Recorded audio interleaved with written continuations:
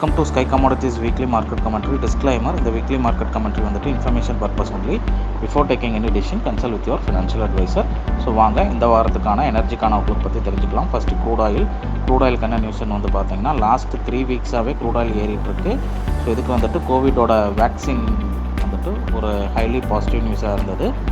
ஃபண்டமெண்டலாக பார்க்கும்போது இது வந்துட்டு ஒரு பாசிட்டிவ் நியூஸ்.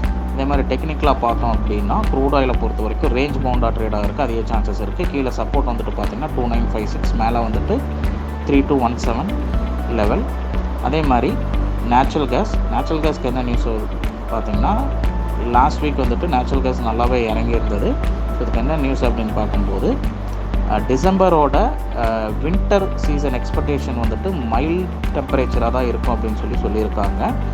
அது மட்டும் இல்லாமல் டிசம்பர் சீசன்னால் மோஸ்ட்லி வந்துட்டு எல்லா நேச்சுரல் கேஸ் ப்ரொடியூசரும் வந்துட்டு ப்ரொடக்ஷன் வந்துட்டு கொஞ்சம் ஜாஸ்தி பண்ணியிருந்தாங்க, எக்ஸ்பெக்டேஷன் இருக்கும் அப்படின்னு சொல்லிட்டு. பட் ஆனால் மைல்டு டெம்பரேச்சர் இருக்கிறனால அந்த ப்ரொடக்ஷன் இன்க்ரீஸ் ஆகிருச்சு. ஸோ இது வந்துட்டு ஃபண்டமெண்டலாக பார்க்கும்போது ஓவராலாக இது வந்துட்டு ஒரு negative news for natural case.